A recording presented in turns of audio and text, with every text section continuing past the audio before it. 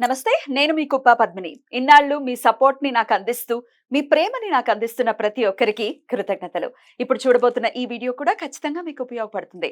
Like, share and subscribe చేసి మీ ఇష్టాన్ని, అలాగే మీ సపోర్ట్‌ని నాకందించండి. అలాగే ఈ వీడియో పట్ల మీ అభిప్రాయాన్ని కామెంట్ సెక్షన్‌లో కామెంట్ చేసి నాకు తెలియజేయండి. నమస్తే. Welcome to our channel. నేను పద్మిని. ప్రస్తుతంతో పాటు ప్రముఖ ఆధ్యాత్మికవేత్త, వాస్తు జ్యోతిష పండితులు శేషగిరిరావు గారు ఉన్నారు. మాట్లాడదాం. సార్ నమస్కారం అండి. నమస్తే అండి. బాగున్నారండి? బాగున్నామ్మా. మీ సమయాన్ని మాకు ఇస్తున్నందుకు చాలా చాలా కృతజ్ఞతలండి. వెల్కమ్ టు రెడ్ టీవీ భక్తి. Thank you. మన ప్రేక్షకులందరికీ కూడా ఆ భగవంతుని పరిపూర్ణ ఆయుర ఆరోగ్య అవసర్యాలను ప్రసాదించాలని కోరుకుంటున్నాను. గోచారంతో సంబంధం లేకుండా అందరి జీవితాల్లో కూడా వెలుగులు కావాలని కోరుకుంటున్నాను. మనస్ఫూర్తిగా మేము కూడా అదే కోరుకుంటున్నాం. కాకపోతే గోచార రీత్యా ఉండేటటువంటి ఫలితాలు ఖచ్చితంగా ఉంటాయి. గ్రహచారం ఒక ఒక మేజర్ రోల్ ని ప్లే చేసినప్పటికీ గోచారం కూడా ఆ రోల్ ని ప్లే చేస్తుంది. కాబట్టి నేను మిమ్మల్ని ఇప్పుడు గోచార రీత్యా ద్వాదశ రాశులకి కూడా, అంటే ఇప్పుడున్న గోచార రీత్యా ద్వాదశ రాశులకి ఎట్లాంటి ఫలితాలు రాబోతున్నాయి అనేది అడగదలుచుకున్నానండి. ఒక పక్క శుక్ర కుజ శనులు కలిసి ఉన్నారు కుంభరాశిలో. అలాగే బుధుడు, రాహు, అలాగే రవి కలిసి ఉన్నారు మీనరాశిలో. మేజర్ గ్రహాలు అంటే 6 గ్రహాలు ఇంచుమించు ఒకే దగ్గరలో ఉన్నటువంటి పరిస్థితి. ఇట్లాంటి గోచార పరిస్థితులు ఉన్నప్పుడు ద్వాదశ రాశుల మీద ఎలాంటి ఇంపాక్ట్ ని చూపిస్తుంది ఒక్కసారి మీ ద్వారా? తప్పకుండా. అంటే ఇక్కడ మనం ఏదైతే ఇప్పుడు ఈ సంయోగం అంటాం, గ్రహాల సంయోగం అనుకోండి, అది ఒక్కొక్క బిందువులో వారు ఇంకా దగ్గరగా ఉన్నప్పుడు దాని ఫలితం అనేది ఇంకో రకంగా ఉంటుంది. అయితే ఇక్కడ మనం మాట్లాడాల్సింది ఏంటంటే కనుక ప్రతి ఒక్కరి మీద ఒకే రకమైన ప్రభావం అనేది ఉంటుందా అనేది కొంతమందికి వస్తుంది. అంటే ఇప్పుడు సపోజ్ ఒక అశ్విని నక్షత్రంలో పుట్టిన వారు కొన్ని లక్షల మంది ఉంటారు. అవునండి. సో ఈ గోచారాన్ని ఎంత వాళ్ళకి కరెక్ట్ చేయాలి అనేది అందరం మనం నిరంతరం తప్పించే విధానం, ప్రశ్నార్థకమే అది ఎలా ఉంటుంది అనేది. సో ఇక్కడ ప్రత్యేకంగా మనం మాట్లాడుకోవాలంటే కనుక 3 విషయాలు ప్రతి రాశిలో కూడా మున్ముందు, అంటే సమీప ఒక 2-3 నెలల భవిష్యత్తు కనుక తీసుకుంటే కనుక కనీసం ఒక 3 నెలలు వివిధ కోణాల్లో ముఖ్యంగా వచ్చేప్పటికీ ఆరోగ్య సమస్యలు పెరుగుతాయి. ఒకటి ఎవరెవరికండి చెప్తా. సో ఆరోగ్య సమస్యలు అనేది పెరుగుతాయి. తర్వాత ఎవరైతే ఈ కొత్తగా గర్భం దాల్చి ఉంటారో, అంటే రీసెంట్ అనుకోండి, వాళ్ళకి కూడా ఒక్కోసారి గర్భస్రావ ప్రమాదాలు ఉంటాయి. తర్వాత రెండోది, ఎవరికైతే క్షణికావేశం ఉంటుందో, ఆ షార్ట్ టెంపర్తో చేసే నేర ఘోరాల సంఖ్య పెరుగుతుంది.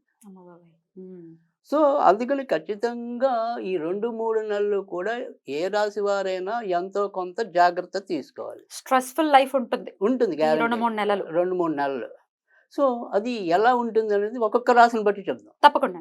ఇక నెక్స్ట్ సింహరాశి వారికి ఎలా ఉండబోతుందండి? సింహరాశి వాళ్ళు మాత్రం జాగ్రత్తగానే ఉండాలి. ఏ విధంగా జాగ్రత్తగా ఉండాలి అంటే, వాళ్ళకి ఎలా చూసినా ఏదో ఒక తలనొప్పి తగిలేలాగానే ఉంది.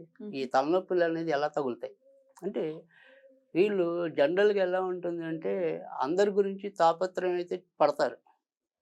సో అమ్మ ఇలా అయిపోతుంది, లేదా నా స్నేహితుడు ఇలా అయిపోతున్నాడే, ఇలా ఏదో రకమైన ఒక బాధ, లేదా వేరే వాళ్ళ మీద వీళ్ళకుండే కార్నర్, సాఫ్ట్ కార్నర్. సో అది వీళ్ళని ఒక్కోసారి ఇబ్బంది పాలు చేస్తుంది. అంటే మనం ఒక్కోసారి కొన్నిసార్లు చేసే దానాలు కానీ, లేదా సహాయాలు కానీ ఒక్కోసారి అపాత్ర దానాలు అవుతాయి. సో వీళ్ళకి లాభం లేకపోగా పైగా నిందలు పడాల్సి ఉంటుంది. కనుక డబ్బు ఖర్చు పెట్టే విషయంలో చాలా జాగ్రత్తగా వ్యవహరించాలి. తర్వాత రెండోది వచ్చేప్పటికి ఏంటంటే, ఇంట్లో కూడా భార్యాభర్తల మధ్య కొద్దిగా వాగ్వివాదాలు పెరుగుతాయి. కనుక అది కూడా వీళ్ళుగా కాదు, ఇందాక చెప్పుకున్నట్టు ఎవరికో సహాయం చేస్తే నువ్వు వాళ్ళకి సహాయం చేయడం అని భార్య అంటాం, లేదా భార్య ఆ పని చేస్తే భర్త అలా అంటాం. ఇలాంటి, అంటే ఈ జీవిత భాగస్వామ్య వ్యవహారాల్లో ఏవో రకమైన తలనొప్పులు ఎదురవటం అనేది ఉంటుంది. సో దాంతో పాటుగా ఏంటంటే తొందరగా అలసిపోతున్న భావం, కొద్దిగా కష్టపడినా కూడా తొందరగా అలసిపోతున్నట్టు ఉండటం అనేది కూడా ఉంటుంది. కనుక ఈ ఏదైతే సింహరాశి ఉందో ఆ సింహరాశి వారికి అయితే ప్రస్తుతం ఒకటి వదిలితే ఇంకోటి ఉంటుంది. అమ్మ ఈ నెల అంతా అమ్మ నాన్న పీకుతున్నారు అనుకోండి, వచ్చే నెల అంతా భార్య పీకుతుంటుంది. కొంచెం గడ్డు కాలమే. రైట్. సింహరాశి వారికి మాత్రం మానసికంగా ఏదో రకమైన అలజడి ఉండటం అనేది ఉంటుంది. ఇక సింహరాశికి వచ్చే లాభం ఏదైనా ఉంది అంటే గనక ఈ సింహరాశిలో ఎవరైతే ముఖ్యంగా ఈ ఈ మఖా నక్షత్రం వాళ్ళకి తొందరగా పెళ్ళిళ్ళు అవ్వవు. హ్మ్. కానీ అలా అనుకోకుండా పెళ్ళయ్యే అవకాశాలు ఇప్పుడున్నాయి. ఓహో! ఓకే. సో, ఈ సింహరాశిలో పుట్టిన వాళ్ళకి. హ్మ్. సరే పుబ్బకి, ఉత్తరకి సాధారణంగా అంత వివాహ సమస్య రాదు గానీ, సాధారణంగా వచ్చేది మకాకొస్తది. హ్మ్. సో, వాళ్ళకి కూడా కొంత ఇప్పుడు మంచి జరగడానికి హ్మ్. ఉంటుంది. కనుక వారికి మంచిదే. సరే ఇంకా వ్యాపారస్తులు ఎవరైనా ఉంటే వాళ్ళకి పెద్ద చెప్పుకోదగ్గ ఇబ్బందులైతే ఏమి ఉండవు. సో, ఫైనాన్షియల్‌గా కూడా ఏమి ఫైనాన్షియల్‌గా కూడా మరి ఏముండదు. ఖర్చులు అధికంగా అవుతాయంతే తప్ప రాబడి ఉండదు అని కాదు. రాబడి ఎలాగో ఉంటుంది. రాబడి ఎలాగో ఉండదు. హ్మ్. కానీ నేననేది ఏంటంటే, ఆ రాబడిని సద్వినియోగం చేయండి అంటున్నా. చేయాలి. కరెక్ట్. సో, అపాత్ర దానాలు చేయొద్దు. హ్మ్. అనవసర బాధ్యతలకు పోవద్దు. హ్మ్. రైట్. అయినప్పటికీ మరి మానసికమైనటువంటి ఇబ్బంది ఉంది అనంటే అది అన్నిట్ల మీద ఇంపాక్ట్ చూపిస్తుంది. ఆరోగ్యం అనుకోవచ్చు, ఇంట్లో ఉండేటటువంటి వ్యవహారాల మీద, అన్నిట్ల మీద. మరి దీని నుంచి బయటపడాలి ఈ 2 నెలలు కూడా అనుకుంటే ఎట్లాంటి పరిహారాలు చేసుకోవాలి సింహరాశి వారు? రైట్. సో, ఇక్కడ వీళ్ళకొచ్చేప్పటికి ఏదైనా సరే సింహరాశికి పంచమాధిపతి మరి గురుడవుతాడు కాబట్టి, గురుడికి సంబంధించినవి చేసుకోవటం వల్ల వాళ్ళకి ఊరడింపు రావటం అనేది ఉంటుంది. అంటే ఇక్కడ గురుడికి సంబంధించింది అంటే చదువుకోగలిగితే గురు చరిత్ర పారాయణ చదవటం అనేది ఒకటి. లేదా గురువుకి సంబంధించిన అంటే ఇప్పటి రోజుల్లో షిరిడి సాయిబాబా కూడా మనం ఒక గురువుగా భావిస్తాం అనుకోండి. సరే. లేదు దత్తాత్రేయుడు అనుకోండి. హ్మ్. లేదా ఆళ్ళేవైతే గురువు అనుకుంటున్నారో వాళ్ళు. హ్మ్. ఈ గురువుకి సంబంధించిన ఆలయాల సందర్శన లేదా అక్కడేమైనా పూజలు చేయించుకోవటం అనేది కూడా వీళ్ళకి మంచి చేస్తుంది. హ్మ్. సరే ఇందాక నేను ఎప్పుడు కూడా 2 రకాలు చెప్తాను. ఒకటి చేసే వాళ్ళకి చేసేలాగా చెప్తాను. చెయ్యని వాళ్ళకి చేయనట్టుగా కూడా చెప్తాను. హ్మ్. సరే ఇక్కడ మనం ఎవరం చేయట్లా. ఇలా అంటే పూజలకెళ్ళేంత తీరిక లేదనుకోండి. లేదా నాకసలు అవి ఇష్టమే కాదనుకోండి. అలాంటి వాళ్ళు చేయవలసింది ఏంటి అంటే గనక ఎక్కడైనా దగ్గరలో రావి చెట్టు ఉంటే హ్మ్. ఈ గురువారాలు చాలా బ్యూటిఫుల్ గా ఎక్స్‌ప్లెయిన్ చేశారు. డెఫినిట్ గా ద్వాదశ రాశులకి కూడా ఈ గోచార రీత్యా వచ్చేటటువంటి ఫలితాలు ఎలా ఉంటాయి అనేది తెలియజేశారు.